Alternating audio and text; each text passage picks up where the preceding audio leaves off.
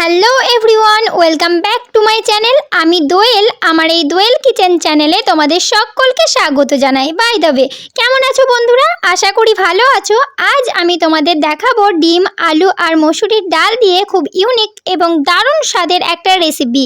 তো অবশ্যই তোমরা স্কিপ না করে পুরো ভিডিওটা দেখতে থাকো। প্রথমেই দুটো ডিমের ঝুরি ভাজা বানিয়ে নিয়েছি। এখন ওই কড়াইয়ের মধ্যে দিয়ে দিয়েছি কেটে রাখা আলু, মসুরির ডাল, দুটো মিডিয়াম সাইজের টমেটো কুচোনো, একটা মিডিয়াম সাইজের পেঁয়াজ কুচোনো, পরিমাণ মতো লবণ, লঙ্কা গুঁড়ো, হলুদ গুঁড়ো আর দিয়েছি কাশ্মীরি লঙ্কার গুঁড়ো। অল্প একটু সর্ষের তেল দিয়ে দিলাম। তারপর দিয়ে দিলাম জলটা দিয়ে 15 মিনিটের জন্য ঢাকা দিয়ে রেখে দেবো, যাতে সবগুলো ভালোভাবে সেদ্ধ হয়ে যায়।